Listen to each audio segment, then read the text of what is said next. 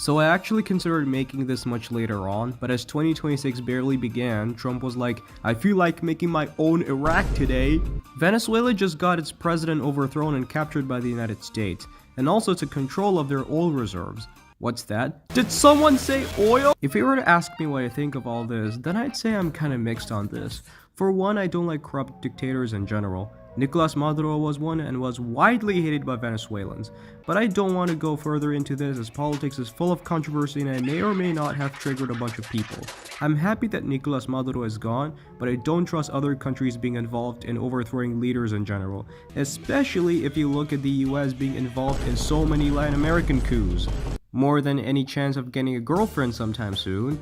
And look at how many people are celebrating this. I mean, there are also many Maduro supporters who are upset about a foreign government kidnapping their president and his wife. Hopefully it doesn't end up becoming another Iraq or anything. And oh yeah, the second is the aforementioned US involvement in so many coups throughout Latin America. Some notable examples include 1954 Guatemala and 1973 Chile, where socialist leaders were elected and the US went, "Are those commies in my backyard?" So it's better for me to take Trump's Venezuela plan with a grain of salt. But this isn't what I'm talking about today. A while after I read the news about Venezuela's government being overthrown, my brain told me to make a video on something from this country. Is it a bird? Is it a plane? No, mi amigo. I'm talking about Radio Caracas television, aka RCTV. You might be wondering why a foreigner who's from a country way further away from South America would even bother caring about this television network. First of all, I'm a television enthusiast who is quite interested in foreign television networks and shit. And second, its story is actually important in Venezuela's media history. Just to note that I don't support any side in this whole conflict, and I'm not here to talk shit about any Venezuelan government. Some of the sources I'm using may or may not be biased, so I apologize if there are any mistakes or false info. Just feel free to point out. But anyways, enough useless yapping and let's start a boring history lesson on the network, how it shaped Venezuelan media, and how the government ordered it to shut down. And here's another question. Will the network make a comeback in the future, now that the Chavismo leader is somewhat gone? Short answer, not sure. They somewhat did make a short comeback in 2020, but more on that later. The long answer, however, is something much more complicated. Let's go all the way back to the 1950s when Venezuela was one of the world's richest countries.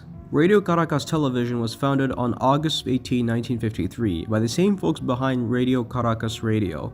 See the similarity in their names? Yep, they're related companies. They were founded by the owner of RCR, Group of Phelps, and RCA through their subsidiary Coravin. This was to launch a television network in Venezuela. Television in that country began a year prior through the state-owned Televisora Nacional, followed by Televisa on June 1, 1953. This isn't to be confused with Mexico's Televisa, that's a different thing. Radio Caracas Television would go on the air on October 8 of that year. Anyways, RCTV would officially go on the air on November 15, 1953.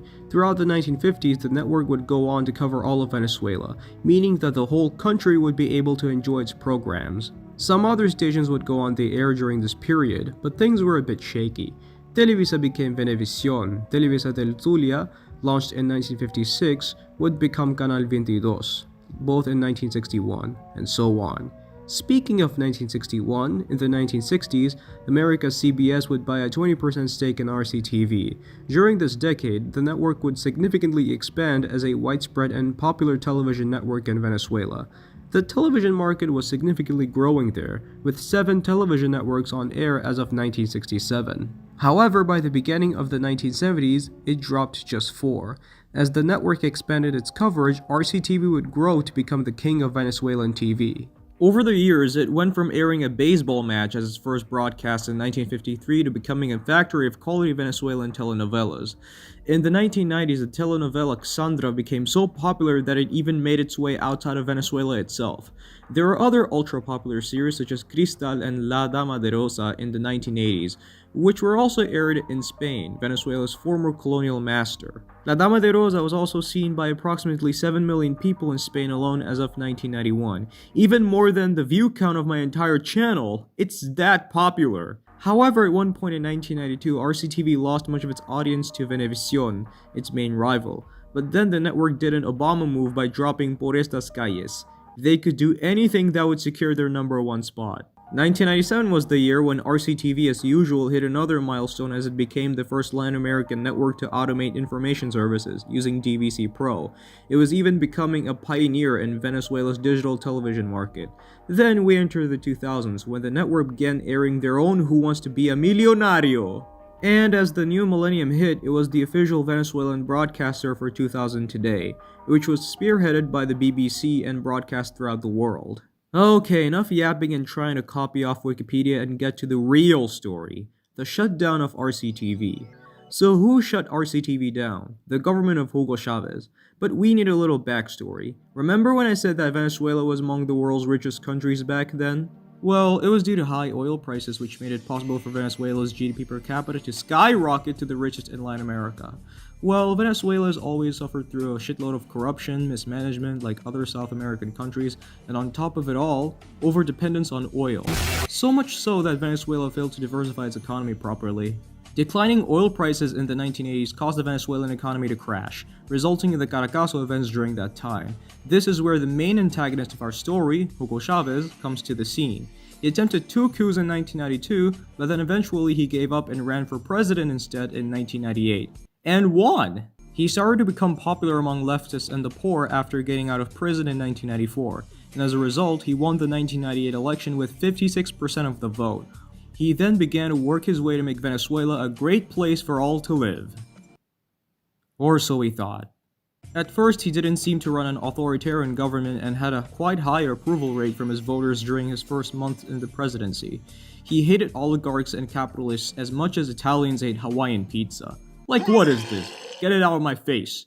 He named the country the Bolivarian Republic of Venezuela as part of his Bolivarian Revolution, which did help the people quite a lot through his social programs, but only if oil prices were high. He nationalized key industries, gradually helped reduce poverty, and pledged to redistribute wealth to the poor. But even then, he was deeply unpopular among much of the elites and even the military, despite Chavez being a military officer himself. In April 2002, several people took to the streets, wanting Chavez gone. The military briefly couped Chavez during this time for 47 hours, only for supporters to counter-protest and bring him back to power. Task failed successfully, moment for Chavez. Hugo Chavez was a massively controversial leader who had done a lot of good for his country, but at the same time he progressively became authoritarian and eventually a dictator. Many people, primarily among the upper and middle classes, even feared he would turn Venezuela into another Cuba. Eventually, Chavez would seek to consolidate power through populist measures, such as seizing control of the Supreme Court in 2004. He was accused by human rights organizations of violating human rights and silencing opposition, as seen later on with RCTV. By 2007, the era of Phineas and Ferb, the iPhone which had gone to absolute shit now, Windows Vista which crashed in many old computers, Rihanna, and even Kanye West before he became a trashy person, RCTV had already established itself as the Venezuelan equivalent of NBC, BBC, and insert every other most popular TV network in a country here because my thinking skills are practically dead. But anyways, everybody watched it, everybody loved it, and popularity kept soaring. RCTV had been critical of Hugo Chavez's regime, which made him accuse the network of supporting the 2002 coup attempt. Yup, that was apparently his reason, kinda like blaming her younger sibling for breaking a plate while he went out drinking last night. They first targeted the network by refusing them a new license. The Supreme Court later seized its broadcasting equipment so it could give it to tves, a state TV network that would pump out Chavez propaganda, speak the truth to the Venezuelans. Chavez already informed in 2006 that he would not renew RCTV's license, which was supposed to expire on May 27 the following year. After the court basically stole RCTV's equipment for the new public service network, RCTV would have absolutely no choice but to cease operations fully on the exact day its license would expire. Despite so many protests, the government simply didn't care and went on to destroy a literal legacy in the Venezuelan television industry. There are multiple POVs uploaded onto YouTube, with a mega compilation uploaded by Diego, the Peruvian editor. Shout out to him.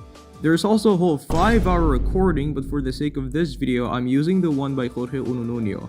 Sorry if I mispronounced your name.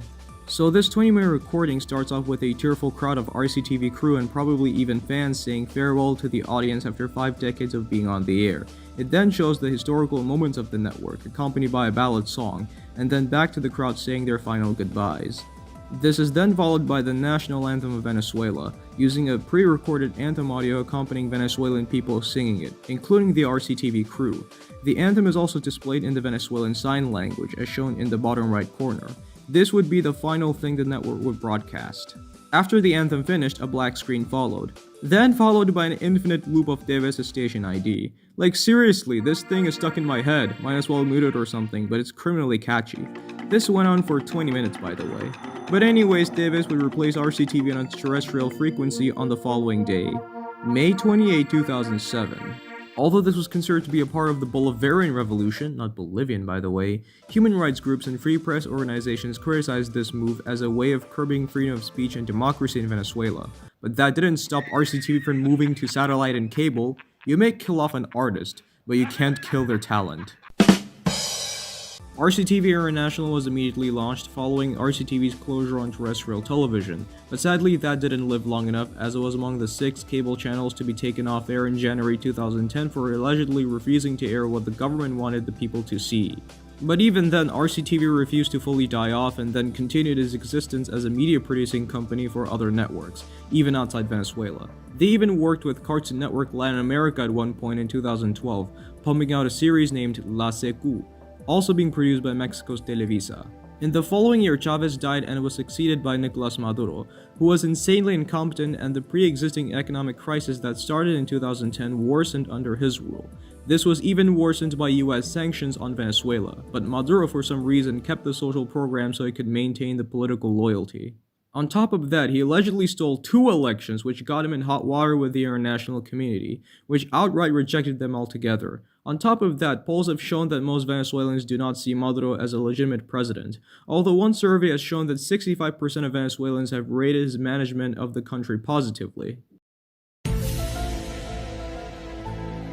Earlier in 2015, the Inter-American Court of Human Rights based in Costa Rica ordered the Venezuelan government to return RCTV's license, even accusing them of curbing expression freedoms and violating the right to due process.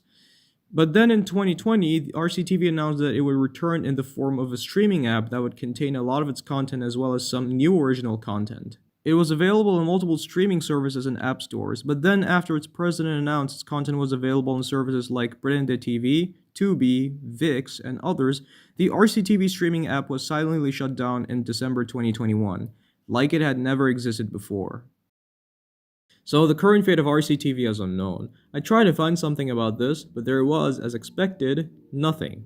That's because even when Nicolas Maduro is gone, that doesn't mean Chavismo itself did. It still has quite a lot of support from multiple Venezuelans, even if many people disapproved of Maduro's regime. In fact, the one in charge of the country right now is Vice President Delcy Rodriguez, who basically has no choice but to open the country's oil industry to the states, who's ready to steal it for American investment.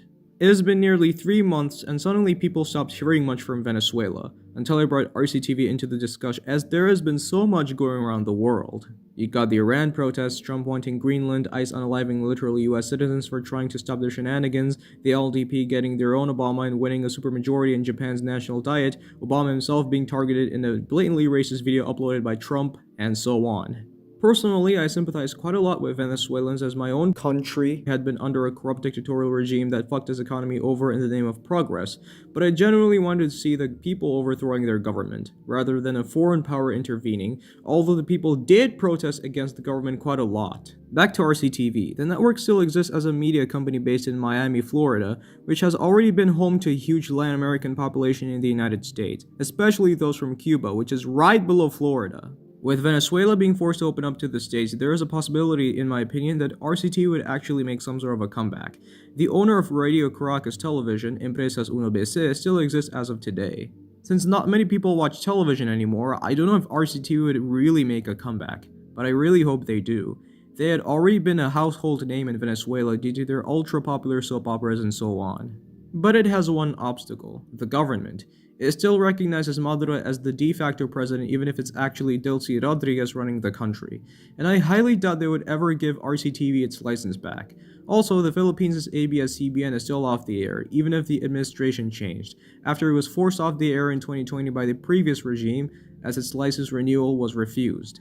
RCTV has been off-air for even longer than ABS-CBN, so I don't think there is a possibility the network would come back anytime soon, even if it briefly did as a streaming service. But we can't forget that Radio Caracas Television did leave an important footprint in the television industry of the country. I just want to wrap things up by apologizing for not uploading videos for quite a long time due to personal reasons, such as being lazy. But now that I have been regaining motivation, I promise to return to making videos as frequently as I did back in May 2024, which I would call the peak era of my channel so far. Anyways, that's all for this belated long ass video. Please like, share, and subscribe, and I'll see you guys when I have the opportunity to do so. And as always, peace.